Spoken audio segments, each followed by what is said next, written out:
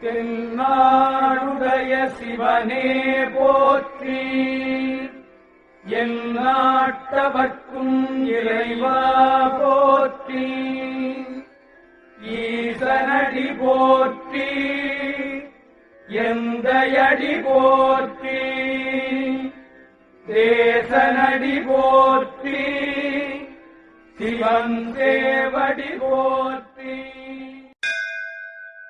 இப்போ நாங்கள் மேலக்கடம்பூர் அமிர்தகடேஸ்வரர் கோவிலில் தாங்க இருக்கிறோம். இந்த காணொளியில் இத்திருக்கோவிலின் தரிசனத்தோடு இத்திருக்கோவிலின் தல வரலாறு மற்றும் சிறப்புகளை பற்றி காணலாம். ஓம் நம சிவாய, ஓம் நம சிவாய.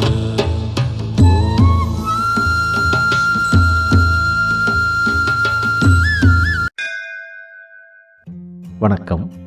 கிராமங்களில் அமைந்துள்ள பல நூற்றாண்டுகள் தொன்மையான தேவார பாடல் பெற்ற திருத்தலங்களை தரிசிக்கும் நம் ஆன்மீக பயணத்தில் இன்று அப்பர் பெருமான் மற்றும் திருஞான சம்பந்தரால் தேவார பாடல் பெற்ற தலம், 1500 ஆண்டுகளுக்கு மேல் பழமையான ஆலயம், அருணகிரிநாதரால் திருப்புகள் பாடல் பெற்ற தலம், தேர் வடிவில் கருவறை அமைந்துள்ள அற்புதமான ஆலயம்,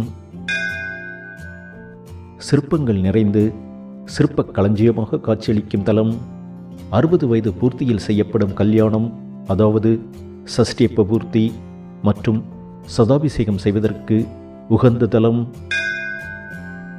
சோழ மன்னர்கள் திருப்பணி செய்த தலம், கழுகு வாகனத்தில் சனி பகவான் அருள்பாலிக்கும் சனிதோஷம் நீக்கும் தலம், வேறு எந்த திருக்கோவில்களிலும் இல்லாத 1000 ஆண்டுகளுக்கு மேல் பழமையான பிரதோஷ காலத்தில் மட்டுமே தரிசனம் செய்ய முடியும் ரிஷப தாண்டவமூர்த்தி அருள்பாலிக்கும் தலம்,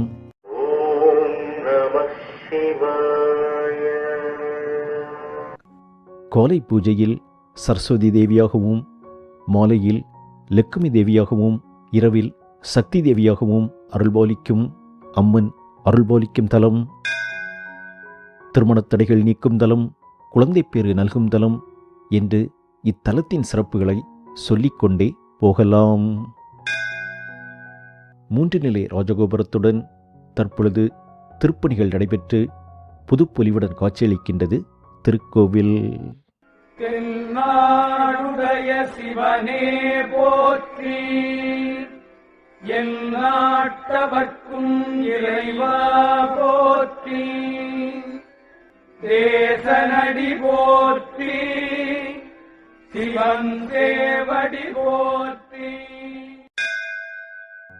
அமிர்தகடேஸ்வரராக அருள்பாலிக்கும் ஈசன் தரிசனமும் அம்மன் தரிசனம் கண்டு கோவில் திருச்சுற்றை வலம் வந்தால் திருக்கோவிலின் கருவறையை சுற்றி நமது முன்னோர்களின் கலைத்திறமையையும் கலை ரசனையையும் பறைசாற்றும் வகையில் அமைக்கப்பட்டுள்ள அற்புதமான சிற்பங்களை நாம் கண்டு ரசிக்கலாம்.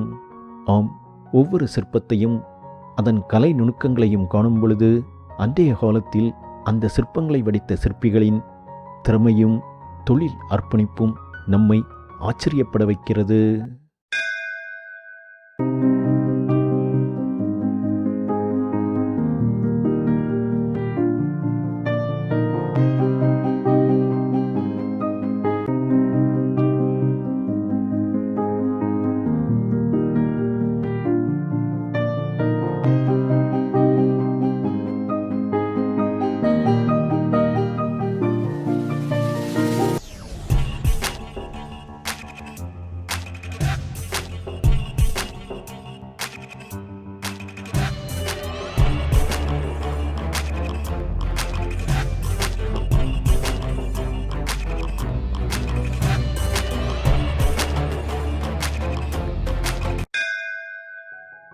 அற்புதமான சிற்பங்களை கண்டு ரசித்த நாம் தற்பொழுது இத்திருக்கோவிலின் தலபுராண வரலாற்றை சுருக்கமாக பார்க்கலாம்.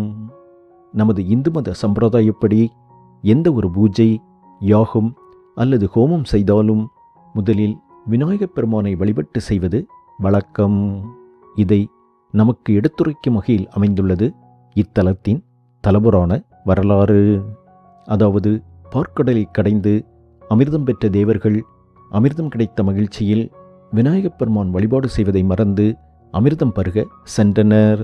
இதனால் விநாயகப் பெருமான் அமிர்த கலசத்தை மறைத்து இங்கே எடுத்து வர தேவர்களும் தேவர்களின் தலைவனான இந்திரனும் தன் தவறை உணர்ந்து விநாயகப் பெருமானை தரிசித்து தம்மை மன்னித்தருளுமாறு வேண்ட விநாயகப் பெருமான் அவர்களிடம் இத்தலத்தில் சிவ வழிபாடு செய்ய சொன்னதாகவும் அதன் பொருட்டு தேவர்களும் இந்திரனும் இத்தலத்தில் சிவ வழிபாடு செய்ததாகவும் அதன் பிறகு அவர்கள் விநாயகப் பெருமானிடமிருந்து அமிர்தம் பெற்றதாகவும் தலபுராணம் கூறுகிறது. அமிர்தத்திற்காக இத்தலத்தில் தேவர்கள் சிவ வழிபாடு செய்தபடியால் இத்தலத்து இறைவனுக்கு அமிர்தகடேஸ்வரர் என்ற திருப்பெயர் வந்ததாகவும் தலபுராணம் கூறுகிறது.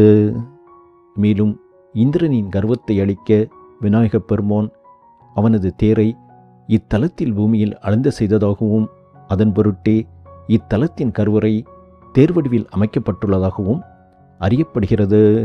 இன்றளவும் இந்திரன் இத்திருக்கோவிலில் பூஜை செய்வதாக ஐதீகம்.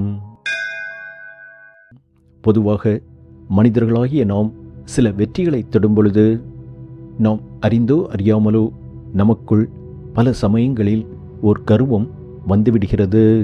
அந்த கர்வத்தினால் அந்த வெற்றியை நாம் அடைவதற்கு நமக்கு உதவி புரிந்தவர்களையும் அதற்கு அருள்பாலித்த தெய்வ சக்தியையும் பல நேரங்களில் மறந்து தம்மால் தான் அந்த காரியம் நடைபெற்றது என்று இருமாப்பு கொள்கின்றோம்.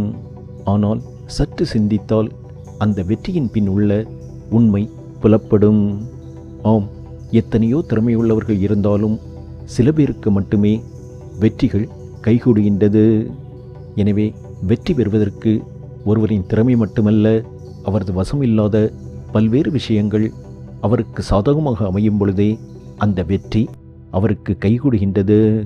இந்த உண்மை உணர்ந்தால் நமது வெற்றியின் போதும் தோல்வியின் போதும் எல்லாம் இறைவன் செயல், நாம் வெறும் கருவி மட்டுமே, அவனே நம்மை இயக்குகின்றான் என்ற ஒரு மனப்பான்மையை வளர்த்து கொண்டால் நம் வாழ்வில் எத்தகைய சூழ்நிலையிலும் நிம்மதியுடனும் திருப்தியுடனும் மன நிறைவுடனும் வாழலாம். இதனை நாம் புரிந்து கொள்ளும் விதமாக பகவத்கீதையிலும் கிருஷ்ண பரமாத்மா கடமையை செய், பலனை எதிர்பார்க்காதே என்று அறிவுறுத்தியுள்ளார்.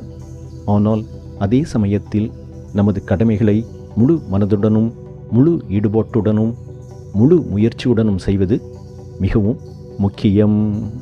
மீண்டும் ஒரு திருக்கோவில் தரிசனத்தில் சந்திப்போம். உங்கள் ஆதரவுக்கு நன்றி. வணக்கம்.